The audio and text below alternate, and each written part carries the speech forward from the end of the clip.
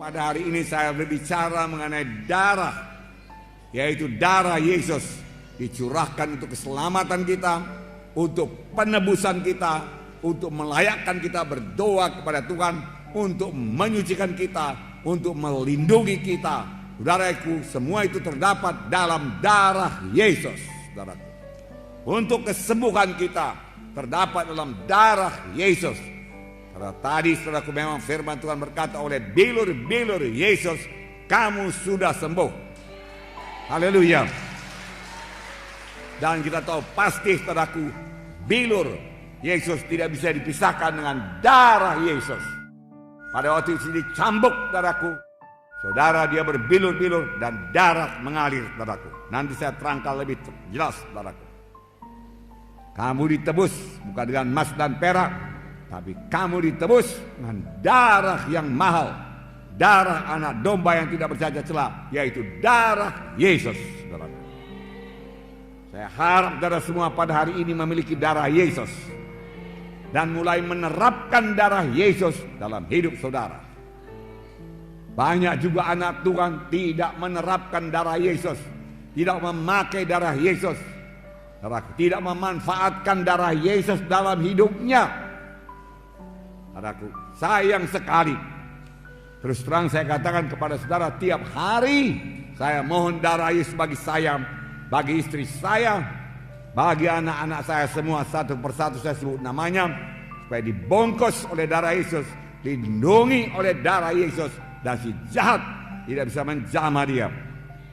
Kalau darah anak domba, yang hanya anak domba, darahku berumur setahun tidak bercacat celah, bisa melepaskan bangsa Israel, anak sulungnya, daripada kematian.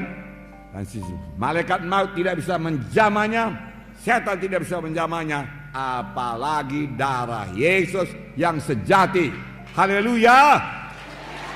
Tepuk tangan darahku. Haleluya. Nah darahku, jangan jarang-jarang menerapkan darah Yesus. Tiap hari terapkan darah Yesus. Kenapa jarang? Sudah jadi topik mengenai darah Yesus sudah hilang daripada pemikiran mereka. Tetapi Tuhan Yesus memerintahkan secara khusus pada umat Israel memperingati Paskah sepanjang masa, selama-lamanya. Nah saudaraku, sampai pada zaman ini seharusnya kita lebih bergairah memperingati Paskah. Karena sekarang anak domba Paskah yang sejati, yaitu Tuhan Yesus Kristus telah mencurahkan darahnya. Nah, saudaraku yang kasih dalam nama Yesus, untuk tinggal saudaraku dalam Yesus perlu darah Yesus. Banyak sekali berkat daripada darah Yesus, melayakkan dan menyucikan. Oleh sebab itu tiap-tiap hari saya mohon darah Yesus, saya ulangi lagi saudaraku, dalam kehidupan saya dan keluarga saya. Dan ini membawa berkat yang besar bagi keluarga kami, perlindungan Tuhan yang teguh, jika setan tidak berkuasa menjamah kami. Dengan darah Yesus kita bisa bersekutu intim dengan Tuhan. Dengan darah Yesus kita disucikan, dan kita dapat masuk hadirat Tuhan. Ku masuk ruang Maha Kudus dengan bersalut darah Yesus. Maka Bapa di sorga, Tuhan tidak bisa menolak kita, karena dialah darahnya yang kudus. Saya tidak kudus, tetapi darah Yesus mengkuduskan saya, saudaraku. Lalu kita sampaikan doa kita. Kita layak buat berdoa, masuk dalam ruang Maha Kudus. Pada waktu Yesus mati di kayu salib, saudaraku, tirai dalam bait Allah terbelah dua dari atas ke bawah, yang memisahkan bilik suci dan bilik Maha Suci. Bisa masuk bilik Maha Suci, bertemu dengan Allah Bapa dengan bersalut oleh darah Yesus. Jalan lain tidak ada. Haleluya saudaraku. Inilah kuasa darah saudaraku. Saudaraku yang kasih dalam nama Yesus. Dan firman Tuhan berkata, jikalau kamu tinggal dalam aku dan aku dalam kamu, mintalah pada apa saja yang kamu kehendaki, aku akan berikan kepadamu. Tinggal dalam Yesus dengan darah Yesus melayakkan kita. Dan firman Tuhan tinggal dalam saya, tinggal dalam saudara, terutama mengenai darah Yesus. kita mengerti, dan kita percaya, dan kita terapkan dalam hidup kita, saudaraku, mintalah apa saja yang kamu kehendaki, maka kamu akan memperolehnya. Saya sudah minta kepada Tuhan keselamatan jiwa-jiwa pada malam ini, kesembuhan jiwa-jiwa pada malam ini, mujizat Tuhan terjadi pada malam ini. Haleluya, saudaraku. Dan Tuhan akan mengabulkannya. Tuhan akan mengabulkannya. Haleluya. Tepuk tangannya meriah, saudaraku. Haleluya. Terima kasih Tuhan Yesus. Haleluya Tuhan, terima kasih Tuhan. Tuhan membedakan umat pilihannya dengan bukan umat pilihannya. Ada 9 tulah yang menimpa tanah Mesir sebelum tulah yang ke-10 yang membebaskan dia daripada perbudakan Mesir. Tulah pertama, air menjadi darah. Kalau sekarang kita buka keran, keluar darah. Kalau sekarang kita gali sumur, keluar darah. Kalau begitu kita beri sungai Delhi jadi darah. Sungai Babura jadi darah. Darah, saudaraku. Bau sekali, saudaraku. Mana-mana, saudaraku. Tentu sangat susah, saudaraku. Nah, ini jadi di tanah Mesir. Firaun berkata, oke, berangkat kalian, berangkat. Tapi lenyapkan dulu darah ini.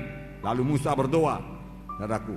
Berubah kembali jadi air. Datang tulah kedua, yaitu katak memenuhi tanah Mesir. Katak memenuhi tanah Mesir, bukan ulat bulu ya. Katak, di mana-mana katak, tempat tidur katak. Saudara buka peti es, katak, saudaraku. Saudara angkat, saudaraku, tudung saji, melihat makanan, dalamnya ada katak, saudaraku. Saudara mau tidur, ada katak, saudaraku. Katak di mana-mana, saudaraku. Di ruang tamu ada katak, saudaraku. Katak. Firaun berkata, berangkat. Ya, bebaskan dari katak ini. Katak mati semua, saudaraku. Bau busuk memenuhi tanah Mesir.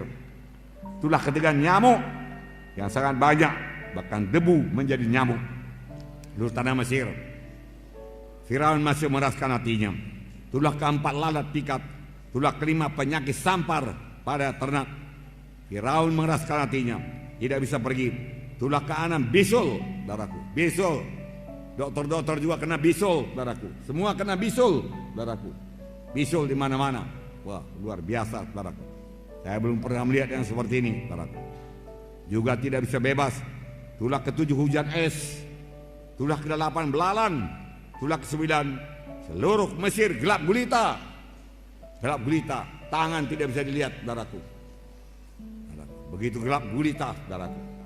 Tibalah tulah yang ke-10 yang membebaskan bangsa Israel, yaitu kematian anak sulung dari manusia dan binatang. Tuhan menyuruh malaikat maut menjalani seluruh tanah Mesir. Di mana saja rumah, di mana tidak ada tanda darah, saudaraku, saudara, ada kematian. Apakah Tuhan tidak bisa membedakan yang mana bangsa Israel, mana bangsa pilihannya dan bangsa Mesir? Tentu saja bisa.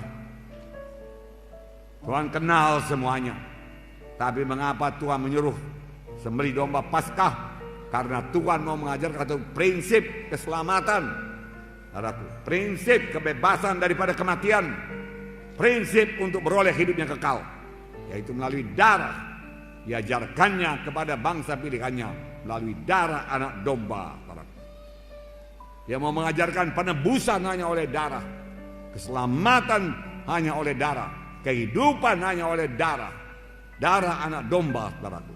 Nah, saudaraku, Tuhan memberikan perintah khusus, dan sepanjang mereka mentaatinya, mereka bebas daripada kematian.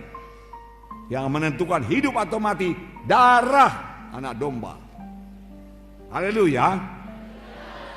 Sampai sekarang yang menentukan keselamatan saudara ialah darah anak domba Allah yang sejati, yaitu darah Yesus.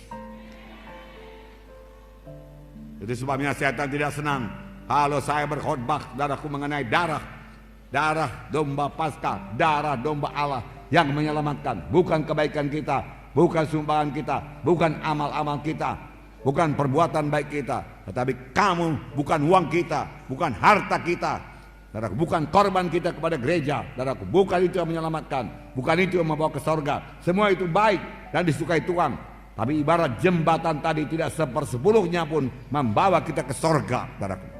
Yang sanggup membawa kita ke sorga hanya satu, yaitu darah anak domba Paskah yang sejati, yaitu darah Yesus. Saudaraku, tepuk tangan saudaraku. Haleluya. Hanya melalui Yesus kita selamat. Tidak ada jalan yang lain ke sorga. Tuhan sendiri berkata, akulah jalan dan kebenaran dan hidup. Seorang pun tidak sampai kepada Bapa kalau tidak melalui aku. Hanya Yesus jalan ke sorga. Haleluya. Miliki Yesus pada hari ini. Terima darah Yesus pada hari ini. Haleluya. Haleluya. Ucapkan apa yang saya ucapkan. Haleluya Tuhan Yesus.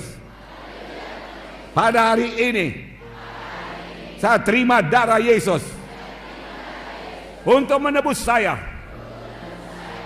Tiap-tiap hari saya terapkan darah Yesus untuk melindungi saya dengan salutan darah Yesus.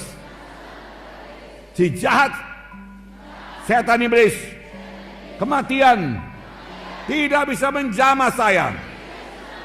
Saya percaya Tuhan, hanya Yesus jalan ke sorga. Saya percaya Tuhan, oleh bilur Yesus saya disembuhkan. Haleluya.